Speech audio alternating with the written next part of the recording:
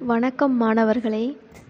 இன்றைய வகுப்பில் போன வகுப்போட தொடர்ச்சியை தான் நம்ம பார்க்க போகிறோம். போன வகுப்பில் பரதன் வந்து ராமனை நீங்கள் தான் ஆட்சி செய்யணும்னு சொல்லி கூப்பிட்றாப்படி.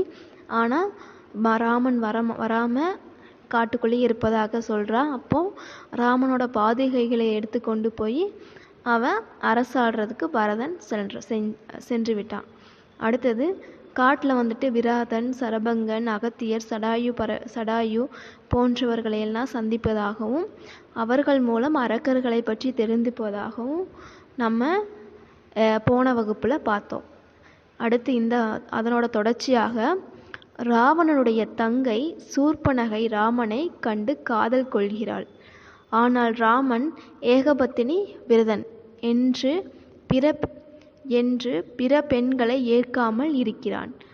லக்குவணன் சூர்பனகையின் மூக்கினை அறிந்து அனுப்புகிறான்.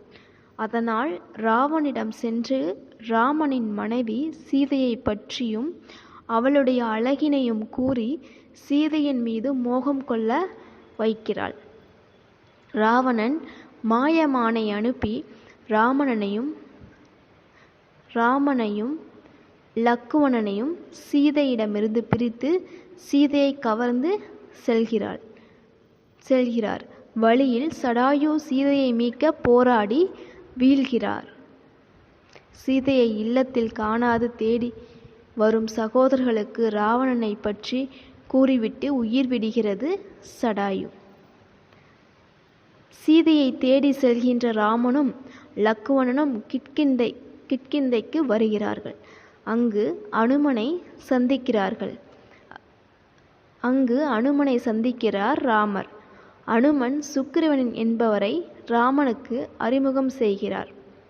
சுக்கிரவனின் மனைவியை சுக்கிரவனுடைய அண்ணன் வாலியை கவர்ந்து சென்று விடுகிறார். அதனால் ராமன் வாலியை கொன்று சுக்கிரவனின் மனைவியை மீட்கிறார்.